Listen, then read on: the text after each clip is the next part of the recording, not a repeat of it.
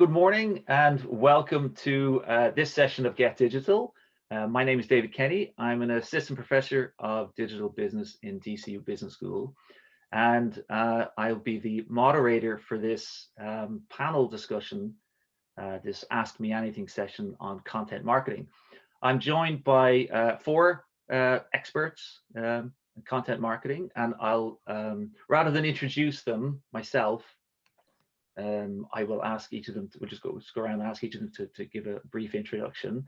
And so before we kick off, I suppose, I just want to say to you, the audience, we want to hear your questions, all right? So this is an Ask Me Anything. We've ripped this off Reddit, okay? And so this is an opportunity for you listening to ask questions about content marketing. So whether, and we have a few, some of you actually submitted them in advance, so we'll be going through those first, but do send them in live as you're listening, and use the Q&A function to do that, not the chat function. So without further ado, I think we'll just get straight into it. So I'll start. So first introduction, I think we'll start with, so Mary, you're in my top left box, so if you could just give a brief introduction. No pressure on being the first. No. So yeah, my name is Mary Phelan, and I am the Global Marketing Manager for Lambie Ingredients. So what I do is I manage portfolio from new product development to implementation to product launch, spanning across all media channels. So yep, it's all encompassing. Okay, very good. Next, Sheena. Hi, my name is Gina Catigan. I'm an art director and designer, and I've worked in agency for over 10 years, and now I sort of act as a creative consultant. Thank you. Mimi? Hello, I'm Mimi Bunting, and I am the digital marketing manager for BMW and Mini Ireland. Thanks, Mimi. And Mimi's also, and she has the scars to prove it, graduate of the MSc in digital marketing. Oh, Mary, you too, I think. Yeah. No? Yeah, absolutely. Okay, and then lastly, Sarah. Hi everyone, my name is Sarah Jane Vincent. So I am a social media strategist. I've been working in this field for just over a decade, and yeah, so I get to interview these wonderful people today, and I'm gonna dish out all the good stuff. All right, great. Yeah. Now, before we get into the questions, I suppose, so we're running these Ask Me Anything panels all week, and they're all on different topics. So yesterday was on social media.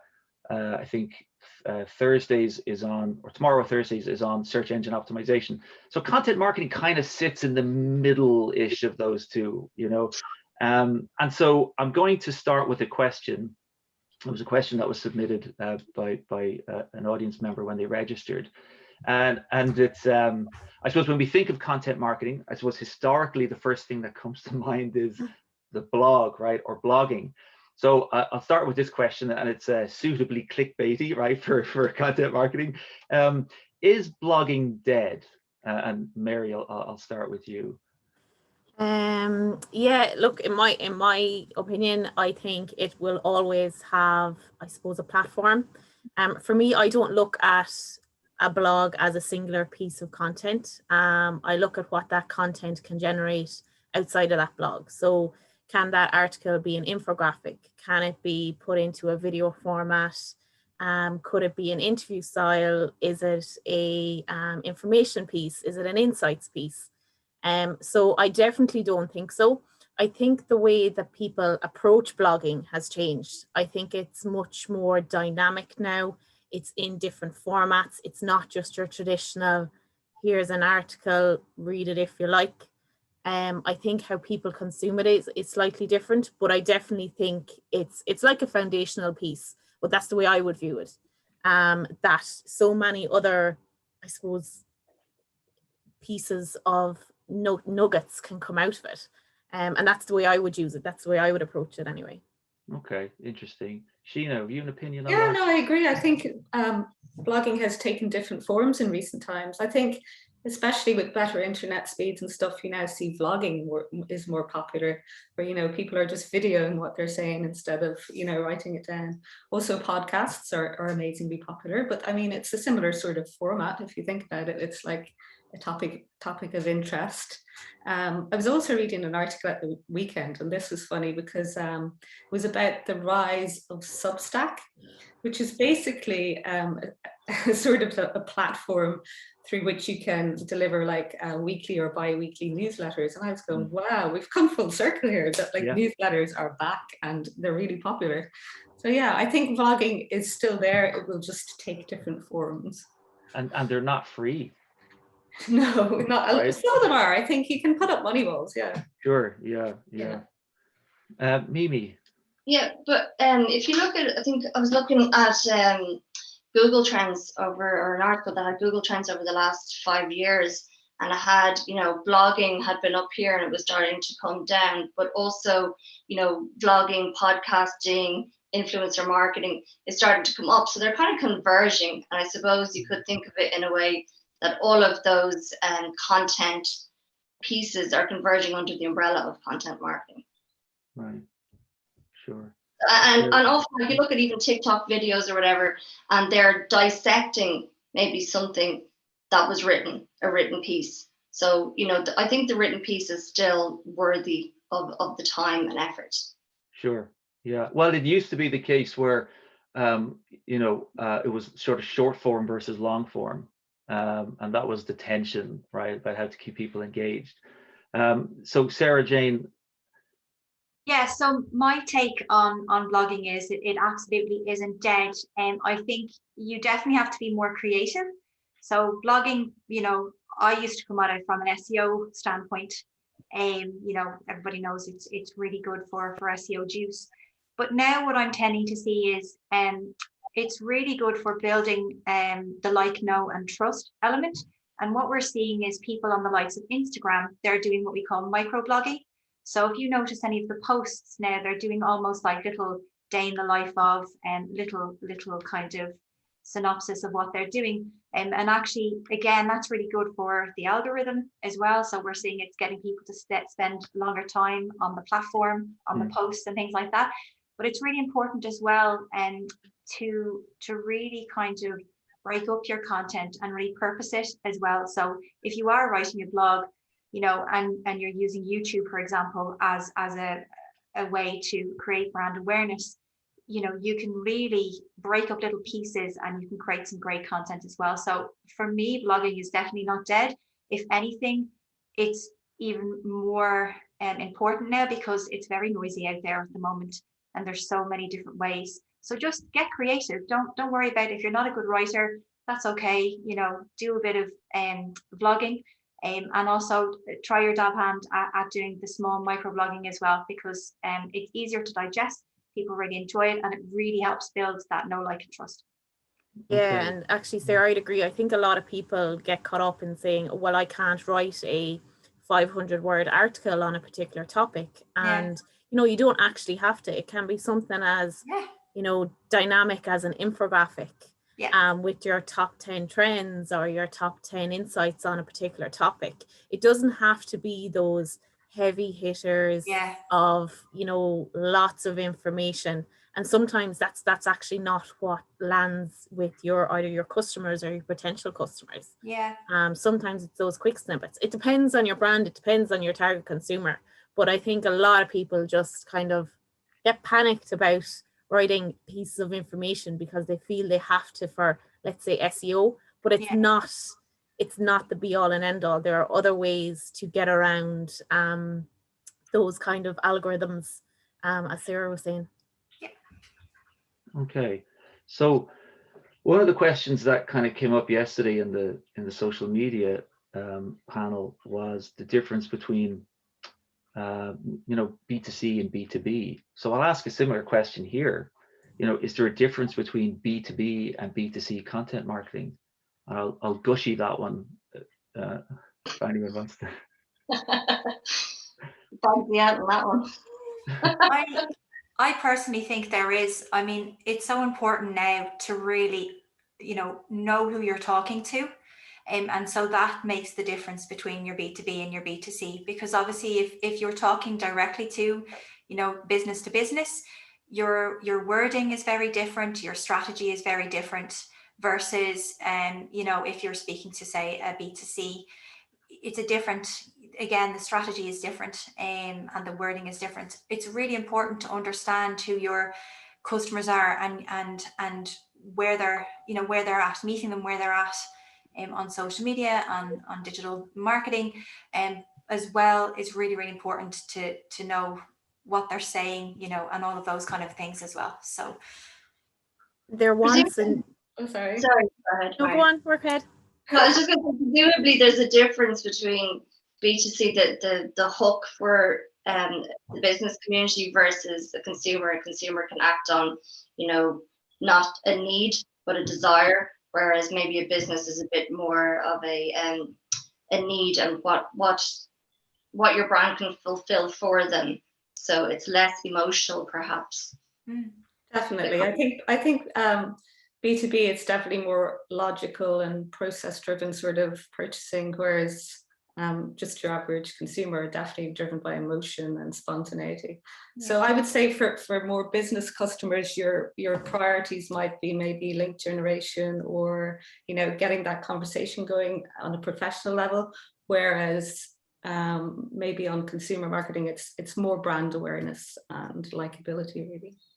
Yeah, so like the way we would approach both, B2B is very much the value add solution.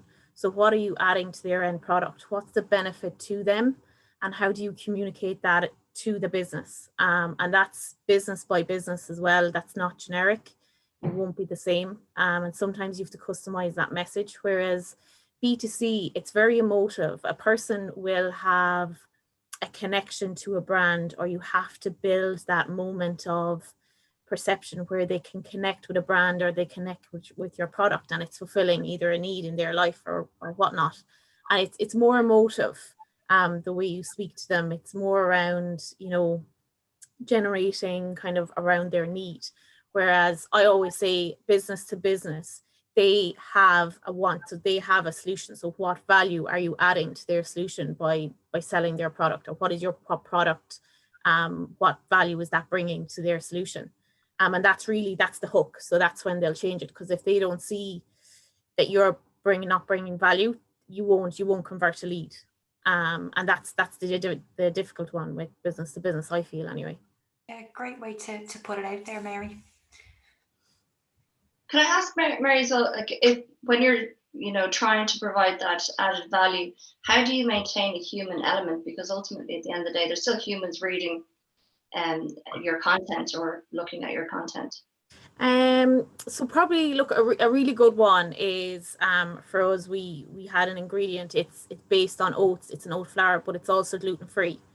So you're saying so we translate, you will be able to have a gluten-free claim, but your end consumer, who's a celiac, will be able to buy your product because you are using a gluten-free or organic oat or whatever. Okay. So it's actually, you don't just focus on whatever value add, but it's like the value add to their solution and that's going to happen with the end consumer. It's like a B2B2C nearly way of communicating, because you always have to bring it back to their end consumer as well. Here's another question, and we kind of touched on it already, because it's not just about text. The question is, how is content marketing changing, right? So, you know, it used to be text, short form versus long form, and then video was a big thing, and that was a narrative that was propagated by Facebook for a while. But I suppose, you know, is written content becoming a little bit more irrelevant as people want to consume other forms of media?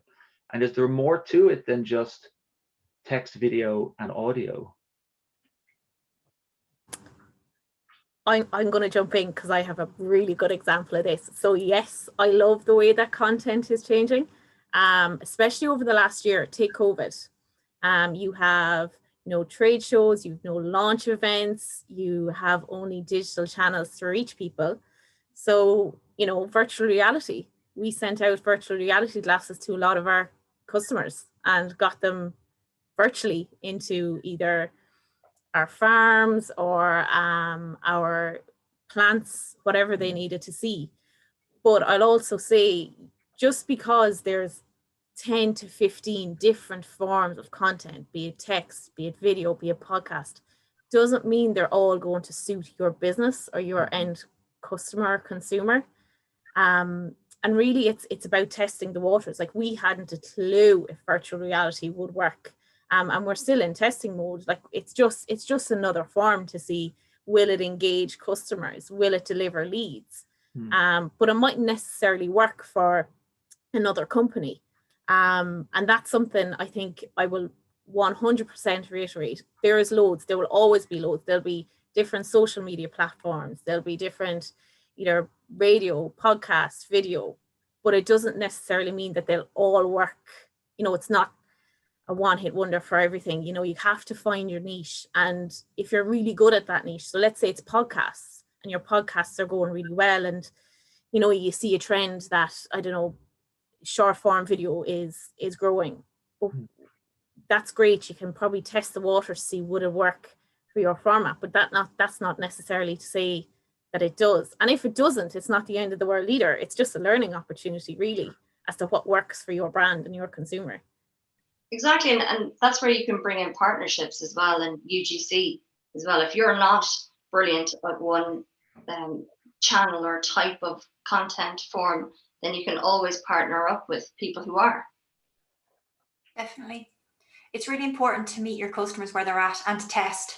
There's so many new platforms coming out as well, like Clubhouse, and, you know, it really depends on what they're interested in. But for me, like me personally as a consumer, I like to try different things. So sometimes I might watch, you know, listen to a podcast. Sometimes I might read a blog. It really depends on my mood. So there is no right or wrong answer with this. And the only way you're going to know is if you test. Yeah, absolutely. I think people consume media in so many different ways these days. And as technology advances, so do your options. So I think it really is. I think definitely brands should explore, like put some of their budget to exploration, you know, as well as their tried and trusted sort of solutions. And mainly I see BMW is great. Like I would have never really followed, let's say, BMW online at all. And I love Dermot and Dave on Today FM. Oh, great, I absolutely love them. So I look forward every time there is a new car on Dave's Instagram. Like, love it. Can't wait to hear his views. Talk about finding just the right fit for an ambassador. I know finding ambassadors can be very difficult and things can go very wrong, etc. But we just think we've struck gold with him. He's fantastic, Dave. His reviews are amazing and he's fun and he's just the perfect fit. So glad to hear that. But it's just keeping it dynamic. And I suppose for small businesses, it's fine. You know, when you're global, you have the budget for a lot of things that a small business doesn't. But then again, with small businesses, like, you might think, let's say someone like Dermot or Dave is out of reach, but a lot of those people in those situations actually like to support small businesses and, you know, get their name out there. And it's all about trying it. That's all I would say. Any different form, be it get on a podcast, get yourself in front of a video camera. It doesn't have to be perfect. I think a lot of people feel that they need a fully edited video, and they don't, because it's, you know, it doesn't have to be 100% perfect, but you'll get to know if you just test what works. And that's definitely one thing I would say. I also think that I also think that if you have if you've done the groundwork and you have, you know, done your customer journey research, you have looked at what your brand content pillars are, then you don't have to do everything willy-nilly. You can really kind of hone in what you're doing and what it's related to and map that all out so that you have, you know, that full view of what you're doing, and start small, then measure that, and then you can see what's working. Instead of trying to do everything at once and you're not really doing anything well, you do pick one thing, make sure it's mapped out fully to the end of the journey, measurement, etc., and then you can kind of go from there and grow it. Don't try and run before you can crawl. That's great advice, Mimi. Totally agree with you. Mm-hmm. So that would be for so would you say that applies to a small company that's looking to get started in content marketing? So how do they do it, right? How do they get the ball rolling? Yeah, I mean, how you get the ball rolling is just, I mean, your social content is a great place to just start out. Like everyone else is saying, they're expanding on the point of doing that kind of short form content on social is a great place to start looking at what works with your customers. And then you can develop that further and really review when your business is off the ground. You should be able to review your customer journey. I don't know if you're talking about a startup or, you know, just a small business already operational. You can start your customer journey if you're already operational. You can review or survey your customers, etc., and understand what they're doing and what their journey is with you, both physically and digitally. I think that's one of the things that with BMW we started doing a lot of work on digital touch points in the customer journey, and I think we were still operating off that old idea that it's this linear path. And then you know, we got really into it. And we're like, no, this is just. There's no linear path to it. It's all over the place, and people are going offline again, online again at all different points. So it can be difficult to do it, but I think it's really worthwhile. If you can invest in that time into discovering what way your customers behave. Okay. And don't be afraid as well for small businesses. Like, you don't have to be on every single platform. You know, because even for a global business, that's extremely tough to moderate, to generate content. You know, stick with what your core customer is on, develop content from there, see how it works, and then grow. So I always say master one and then, you know, grow from there. So master your either your sole channel, your main channel, be it Facebook and Instagram maybe, and then move on to the likes of experimenting with TikTok. But you don't have to be the master of all of them straight away, because you'll actually pull your hair out. You will. Right. Yeah. So I just following on from that, and the questions just submitted by the audience. For a small company with so few followers, how can you get your content noticed? Don't know if anyone wants to take a stab at that one. What can you ask that person if it's possible what type of company it is that they have? Like, what's their sector, their niche? Okay, that you've just asked them, so hopefully they'll come back with a response. Tell us what your sector is. Yeah, it's kind of hard to give a definitive answer without knowing the sector they're in, because it varies so much. You know. Yeah, it's very different. Like, one thing for sure is, you know, there is power in email marketing. So I definitely think, you know, really starting to build the know, like, and trust. I actually found a really cool tool that I wanted to share with you guys as well. And it's kind of weird, because when I was doing email marketing and things beforehand, we were always told not to put video in there and stuff. But we're seeing such a shift in that change now. So there's a really cool tool called BombBomb, BOMB. And it basically embeds, so it's really, really super handy, and it embeds with like Gmail and all kinds of cool stuff. And it allows you to get really personal. So if somebody sends you a query, you can, you know, it will help with conversions. It will help to really build your brand. And when you're starting small, you will have that time to be able to really build and nurture that audience. So there's just one little tip without knowing what the niche is. But so yeah, real estate. Real estate. Yeah. Okay.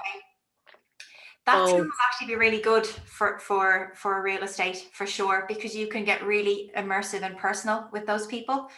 And definitely I've seen Facebook actually works really, really well with lead generation and stuff. They've some great little ads with lead generation. And there's some great video tools as well, that are that you can use particularly for real estate, that will give you, so you don't have to be a design whiz. You can create some gorgeous videos and showcase, you know, properties and things like that as well. And another thing to definitely look into as well is the virtual 360s because of COVID. So all of these things will really help you build brand awareness, but not only that, will give you that competitive advantage, because let me tell you, there are estate agents out there that are still dinosaurs, and they haven't really stepped forward. They're afraid, and there's no need for them to be afraid, because all the tools are there for them. There's lots of great tools. They're not expensive. They're easy to implement, and they'll really, really, really help you build your audience and give you that wow factor in terms of customer service. That's my 2 cents anyway. Okay. Yeah, I think real estate is one of those, it's like pharma. I think they just never really, I don't know, took their like 2 hands around digital or even content and seeing what different ways could be done. It was your traditional, here's your landing page, here's a picture of the house, inside, kitchen, 4 bedrooms, 2 bathrooms, there you go, not a bother. Whereas, you know, you have consumers now who are so visual, like as Sarah Jane said, 360 videos are great, videos of a house, like even nooks and crannies. Develop a personality around your business a little bit, and don't be afraid to, you know, push the lines out a bit. Just because it hasn't been done doesn't mean it can't. Yeah. Be really interactive on either whatever your platforms are. Maybe it is let's say Facebook on your website. Don't be afraid to develop a personality for around, say, for sales of houses. I know everything is virtual now nearly for real estate now, so don't be afraid to, you know, put a voiceover on a walkthrough video. And all it is, it's an iPhone video, like, you know, just record on your phone, and it doesn't have to be anything, you know, too professional. There's so many, I suppose, apps for editing that are literally foolproof, like foolproof. And it's very easy to add in a voiceover then after. And it doesn't even have to be that, you know, that dynamic. Just try something different. I think real estate is one of those ones where there's a lot of flex that you can do, and they just haven't, I suppose, taken that opportunity yet. Okay.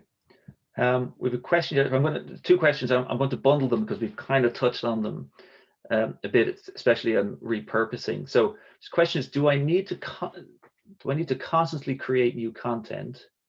And then separate question, but I'll bundle them in together. Any tips on repurposing, and what's the best approach to that? Yeah, so I cheat when it comes to content, because I know I work for a global company, and everyone probably thinks, oh my God, she probably has 10 people writing content. No, I don't. It is literally me that puts it all out. And a cry for help, Mary. Yeah, completely. Yeah, so when I develop a piece of content, I will literally think of every way that could be repurposed. So if I write a consumer insights piece on consumer trends after COVID, I will literally break that down into an infographic, a video format that can go out. I'll put it as a story. I'll put it as a short form article. I will repurpose that in our solution sheets. I will repurpose that the whole time. And especially if it's a trend or if it's an article that mightn't necessarily change over a period of time, I look at if there's world days where it's relevant. So gut health, let's say. And I've written an article on consumer trends are changing because they're more interested in health trends. I'll reshare that article on that day for World Gut Day and go, FYI, actually, it's really good for gut health. But I'm not writing 4, 5, 6 pieces of content. I'm literally repurposing the same content across a lot of platforms, be it email, be it social, be it LinkedIn, because I do not have the time to write 150 pieces of content for the whole year. In the past, when we've worked with brands, with small businesses particularly, we found it helpful to create almost like little social calendars so that they knew what they could talk about each week. So for example, you don't want to be going, here's my product, here's my product, here's my product. You know, so on Monday you might go, oh, here's my product. But on Tuesday or Wednesday, supposing you're a fitness gear brand, for example, you might talk about lifestyle or, you know, health and fitness. On Thursday, you might talk about diet and fueling your body. So you keep the conversation going, and really it is about keeping the conversation going and new and fresh, but not necessarily creating lots and lots of new content, but use it in smart and clever ways. And remember, there's all different types of content. It also always doesn't have to be long form. It can be little snackable bits, you know, and, you know, 10 steps to your fit body if you're the fitness gear people, you know, that kind of thing. I mean, as Mary said, there's you can repurpose and reuse in different ways as well, depending on certain dates. So there's ways around it. So Don't be. no, go ahead, maybe. Sorry.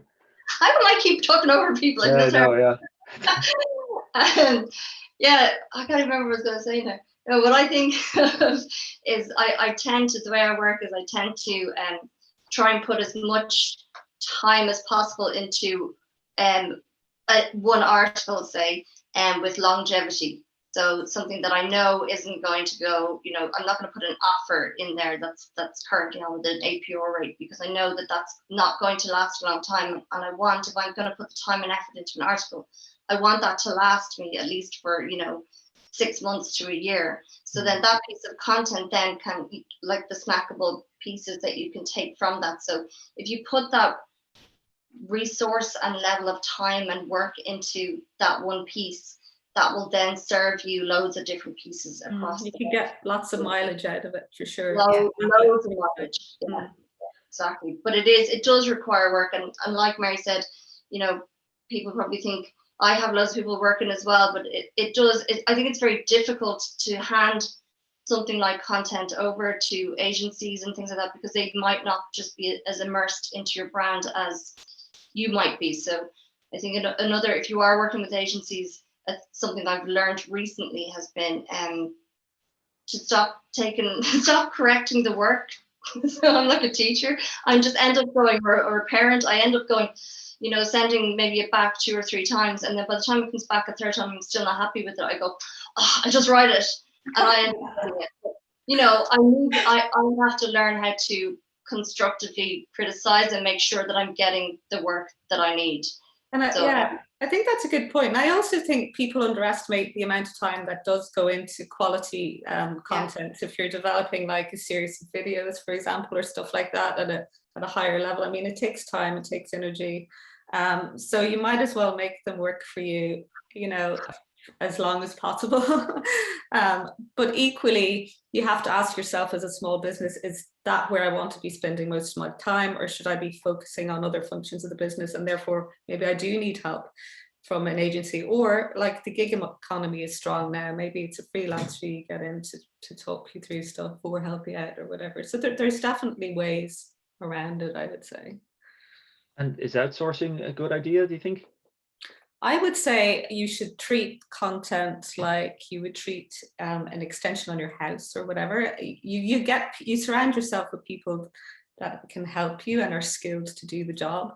You know, like if you're putting a kitchen in, you want an electrician, a plumber, you're going to look around, you're going to read reviews, you're going to ask for recommendations, for quotes, and you should treat content in the same way. If there's bigger pieces of content that you can't manage yourself, you should definitely reach out and find someone to partner with. Okay. One other thing as well to mention before we go, also I'm a big lover of data, so I definitely think it's worth, if you're tracking, which you should be, so make sure that you're looking at the blogs or the content that is getting the most reach for you. So really help you to understand what your audience are really interested in, and what you can do more of. So if you are a little unsure of what kind of content should you be doing, test a few things, ask some questions, do customer research, look at the data. What is it telling you? Is this content a hit? That's obviously saying to you that your audience are interested and they want more of that content. So can you break that down more? Can you get more granular? Can you put a different spin on it? Can you, all those kind of things? Can you turn it into a lead magnet, where you're growing your email list as well? So you're kind of doing a double whammy. All of those kind of things will definitely help you when it comes to content repurposing and creating good content as well. And don't be afraid to leverage other people's content as well. If there is something that you have a comment on, be it let's say if you are in the fitness industry and gyms are obviously closed and the reopening of gyms, it's very easy to type up a 2-sentence going, delighted, gyms are back open, here's the date. And it's just, it takes the pressure off. And I will say schedule is just, it's a lifesaver. And it also when you schedule content, you also get a really good idea, as Sarah Jane said, as to, is there a particular day your content performs well? what type of content performs better on certain days. Is there a certain time throughout the day? And you'll only get those insights by just building on that knowledge base. But you don't have to be online the whole time. I would use an awful lot of scheduling just because it's so time consuming. I would plan, let's say, for 2 to 3 days at the start of the month. I'd obviously have a yearly plan, and then 2 to 3 days at the start of every month, I'd plan for the month, based on the learnings either from previous campaigns or where previous content worked really well, and make tweaks as I go. But it's not this huge workload all the time. Okay, so there's a couple of things that were touched on in the last few answers. So let's say just as a starting point, right, for any company, big or small. And Sheena, you mentioned the social calendar, and that's something. So people talk about calendars, content calendars, for example. Is it a good idea as a starting point is to map out the year from the 1st of January to the 31st of December, and then populate it with events or things that happen throughout the year? Some of it will be stuff that's for everybody, Valentine's, Easter, Christmas, etc., like the social stuff. And then there's stuff that's probably specific to your industry, and then there's probably stuff that might be specific to your segments or your audience. And is that where you would start, literally just mapping things out? I think it's a really good idea, and you could even do it in shorter bursts, but it does help you see where you could like maybe spend more money or less money, and where you can, you know, sort of get in on things that culturally people will be talking about anyway, as Mary said, you know what I mean? So like, yeah, definitely. I think planning is everything when it comes to content. Okay, and Mary, you mentioned scheduling.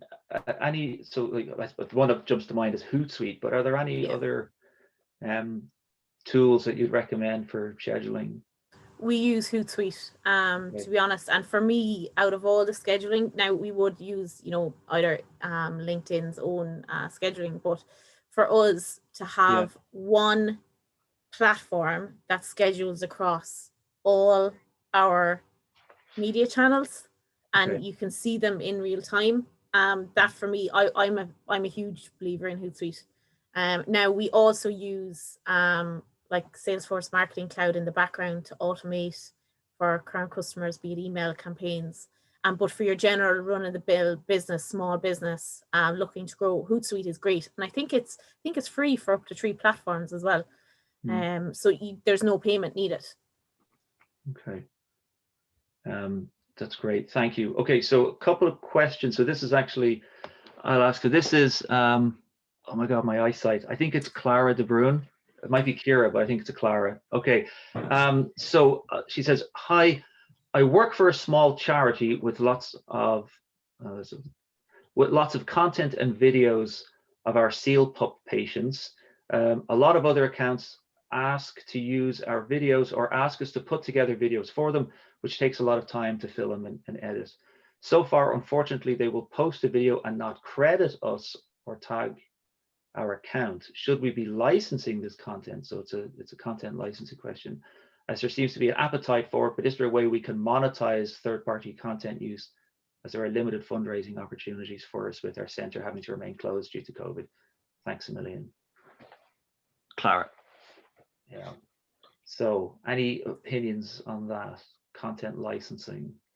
Name and shame the people who are scoring your content with like tagging is terrible. I definitely think you should, in that instance, you need to make it very clear when you're responding to them that they have to give you credit. Now, obviously they may or may not, but if they don't, then you know next time they ask for something that they're not someone who's going to get. You might even consider maybe watermarking your content with your logo, so that every time they do share something, at least you're generating awareness for your charity at the same time. You know, some simple moves like that. And I think just your question, there's twofold to your question. So if they're asking to share your content, like Sheena said, watermark it. Make sure your brand is all over that. If they're asking you to create content, there is an opportunity to ask for a fee.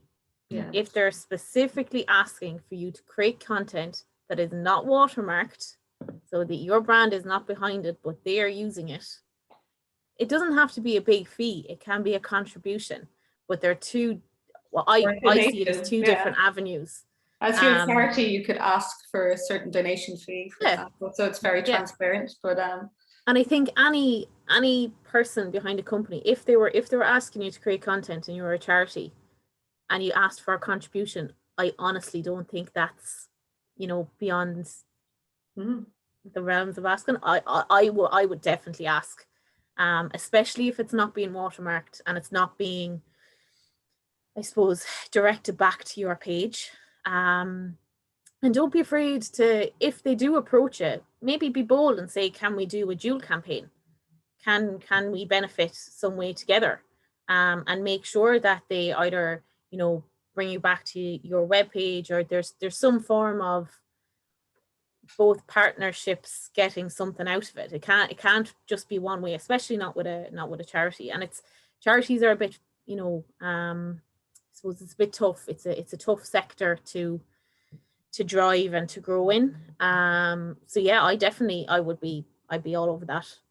I'd be even more demanding. I think if anyone was looking to share content from charity, I would have, my charity link set up, that anything they share from me, that there has to be a link in the content that they share to your charity for donations, and specifically ask for donations, because I don't think there's any shame in that.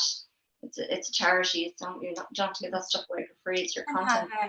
Even have, like, just for the person who's creating this, get yourself set up where you have yourself a template, or a pitch deck or whatever it is that you need, so that when you get queries like this, you're saving yourself that bit of extra time and you have your process in place for this. So you're literally just, as soon as the email comes in, you can basically send them off this piece of content, which outlines, this is exactly what Mimi's saying and what all the ladies are saying there, but just outline it, make it very clear, have a clear strategy in place for how you're going to do this. I think it will save a lot of headaches as well. And I think it will really help actually grow your brand. I think that's great that people are reaching out to you, and you should definitely leverage from that, particularly as a charitable organization as well. But yeah, give yourself a head start first.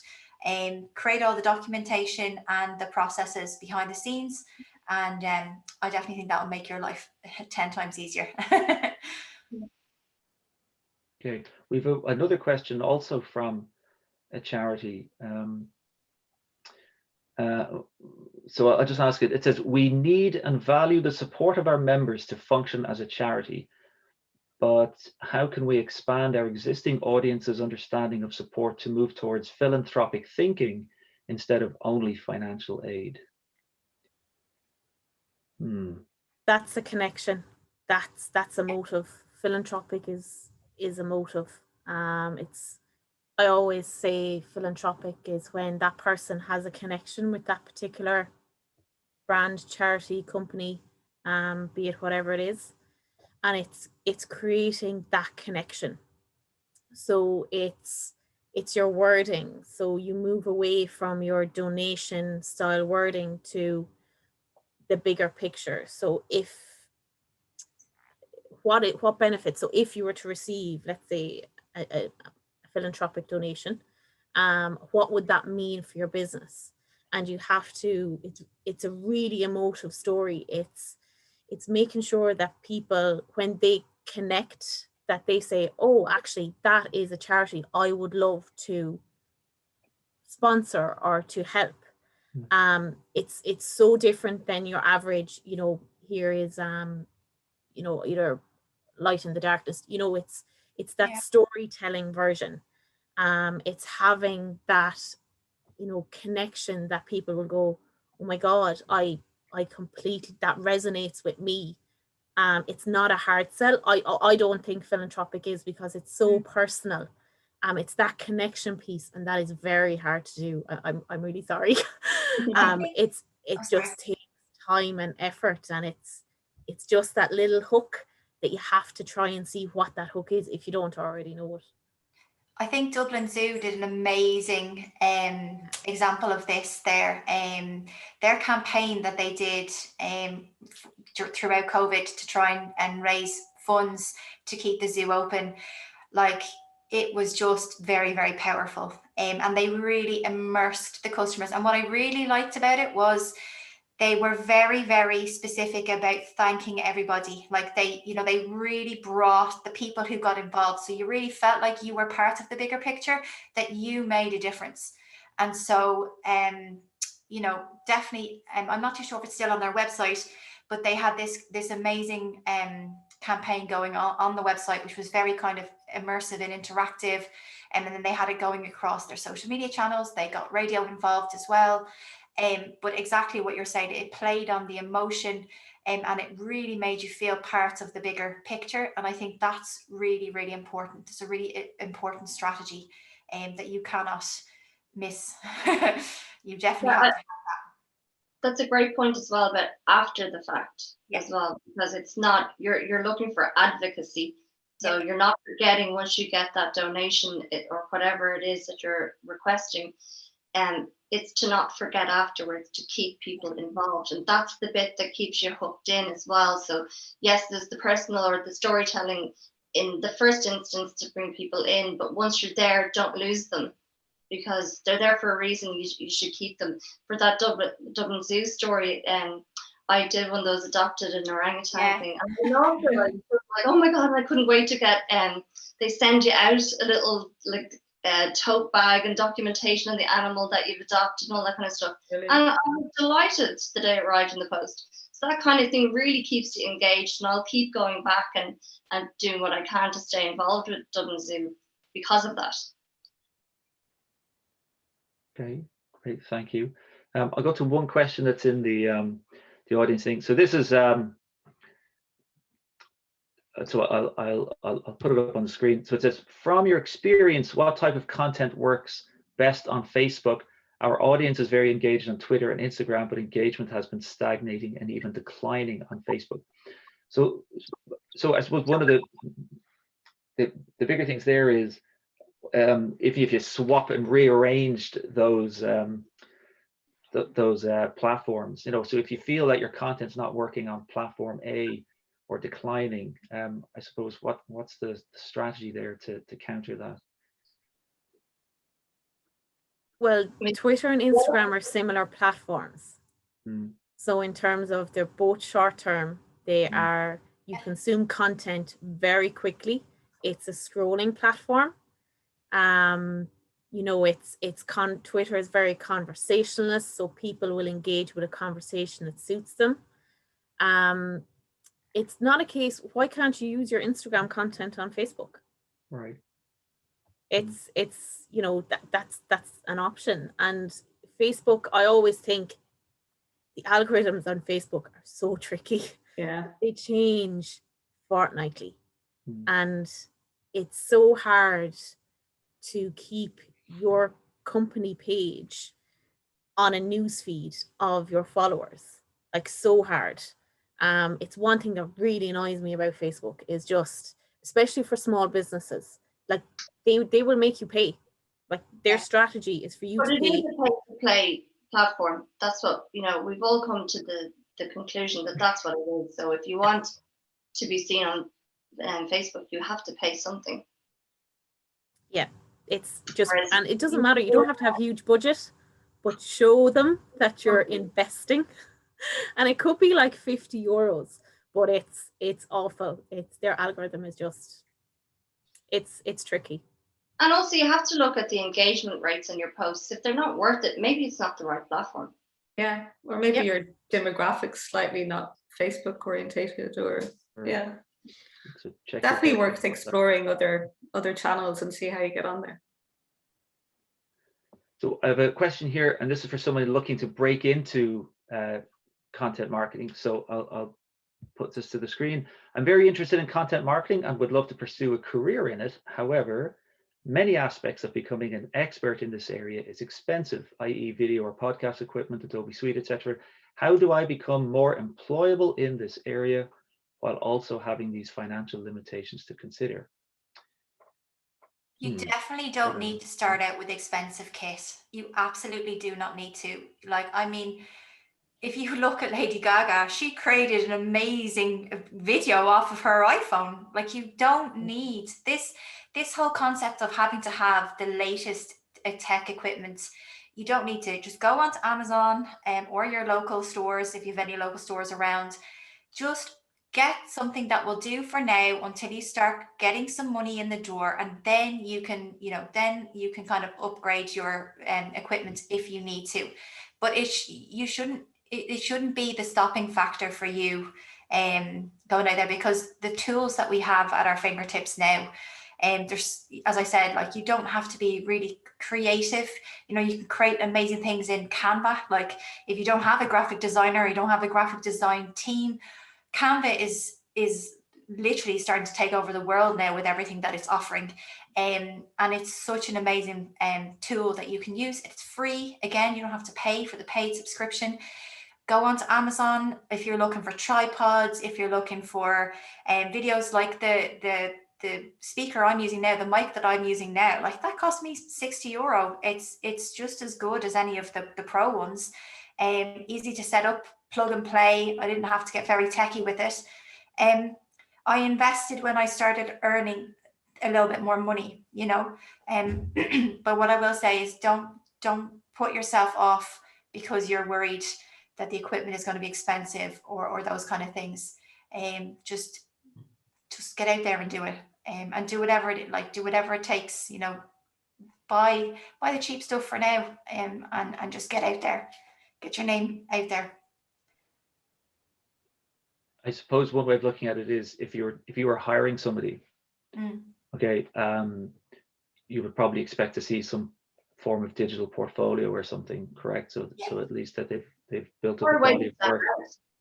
It doesn't have to be fully digital. You expect someone to be creative, or you'd hope someone that's able to create and be creative. So therefore, you shouldn't need loads of money to be creative. Use your creative juices, let them flow, do something really interesting in your CV that sets you aside from everybody else. All the different CVs that you get in, that's what will catch someone's attention. Yeah, and use your own social channels. Treat yourself like a brand, and show through those channels your creativity and what you can do. And like, there's as Sarah was saying, there's loads of tools now that you don't have to have Adobe's whole suite. There's the mobile app versions, which give you the light version, but enough to play around with and have some fun with. Okay. And for content in a previous role, I had a job application that they tagged me in every platform they found me on, and it was a video format of a CV. I thought it was epic. I actually thought it was phenomenal. And they basically, it wasn't long form, it was 30 seconds. And they were literally, it was really good. And for me, it wasn't a case of, they could have all the qualifications or years in under their belt, but it was that creativity. Yeah. And it's like what Mimi said, just show your creativity, and it doesn't have to be perfect. Yeah, you can't. That's not what people are looking for. Yeah.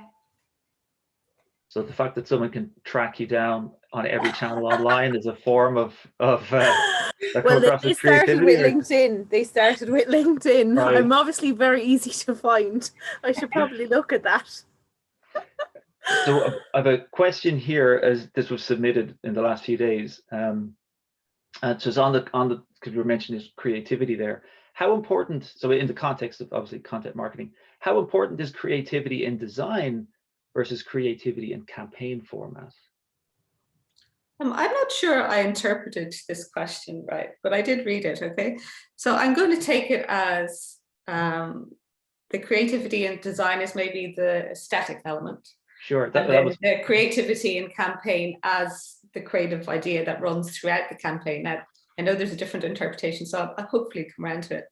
So if we take it as that the design is your branding, your logo, your branding colors, and that's, if you like, you're consistent throughout all your communication.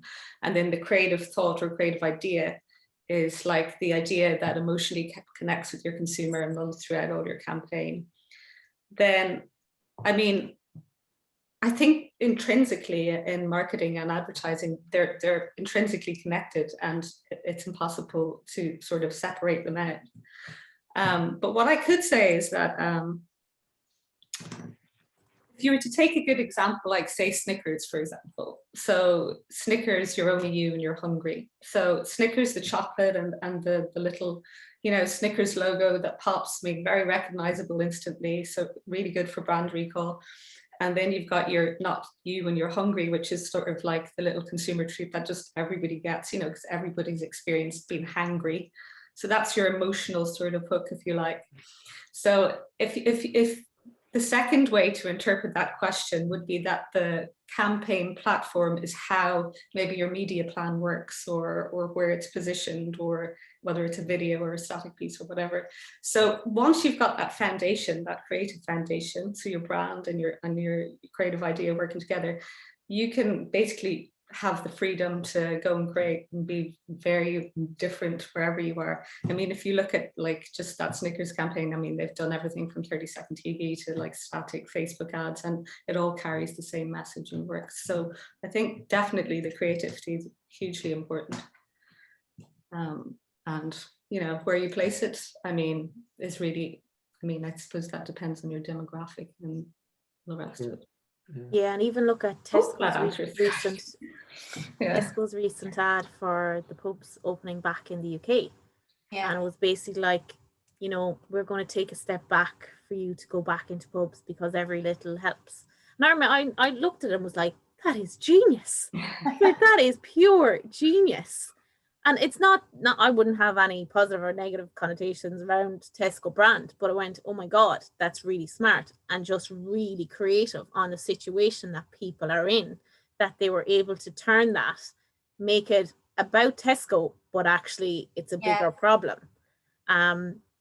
It's something that I just love.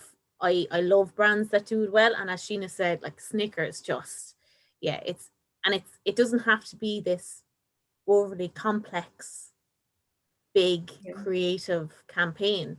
Like they took their tagline and they just incorporated it into, you know, things that people do every day or happens every day, or situations that you can resonate with, in a really smart way.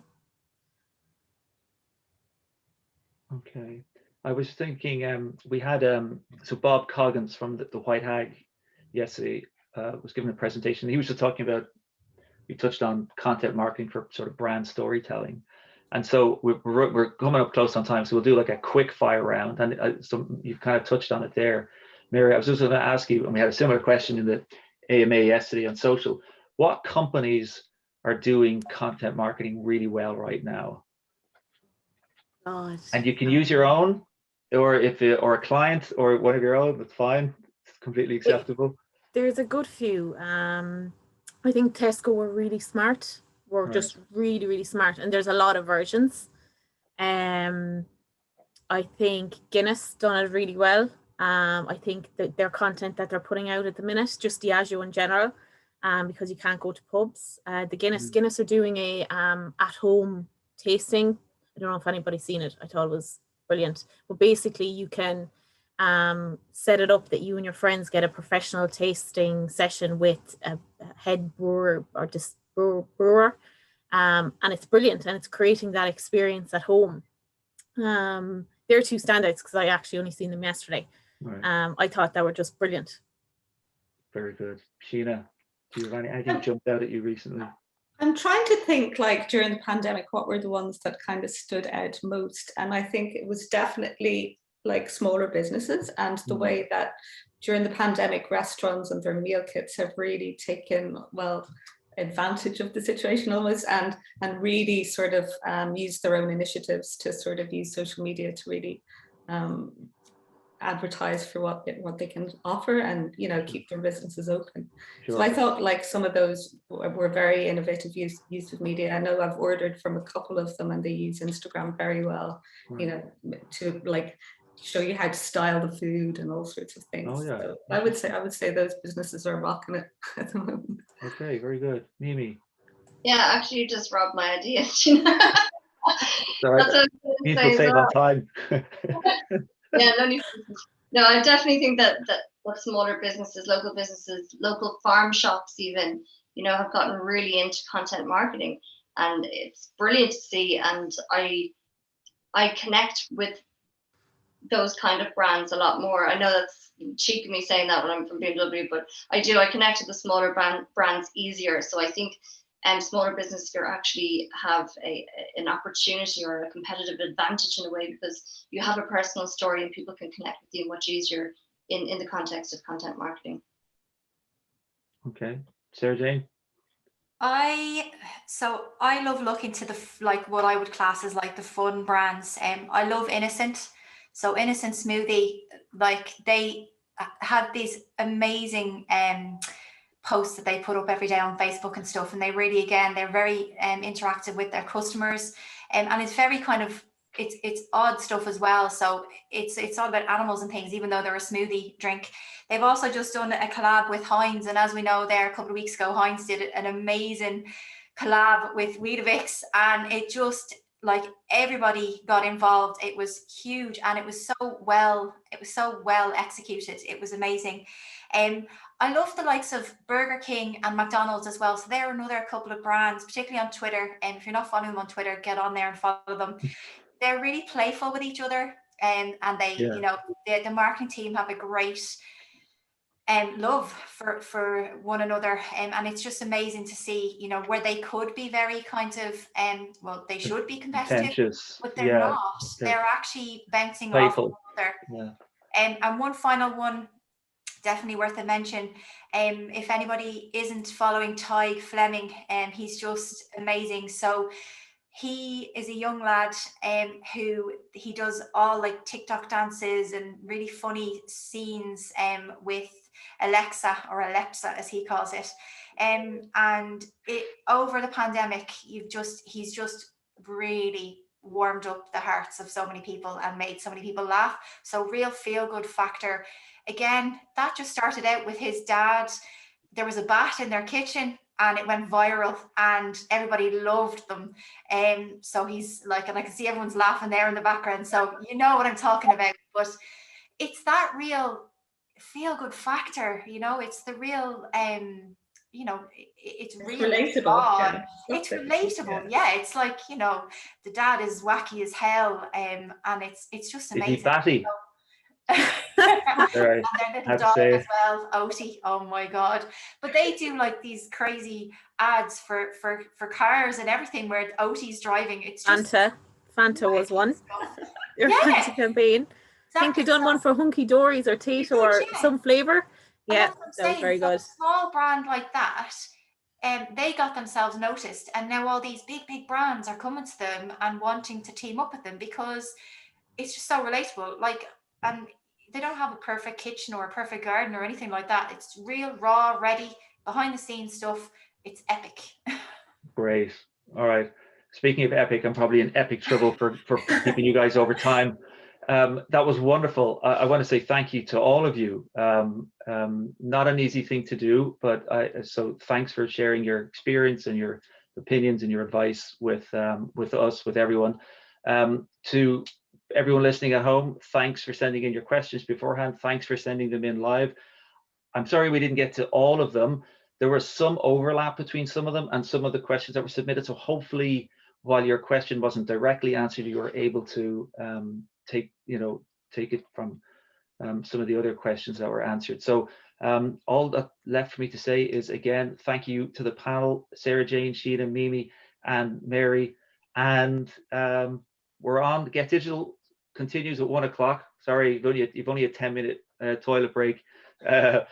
We have at 1 p.m. we have Sharon Burke, who's the careers consultant here in DCU, and she's going to give you advice on CV preparation and interview preparation and that kind of thing, cover letters. So useful. So stay tuned for that. And again, my final thanks to the panel. I hope everyone sticks around for the rest of the week and enjoys the rest of the conference. Thank you very much again, and goodbye. Thank you. Thanks, guys.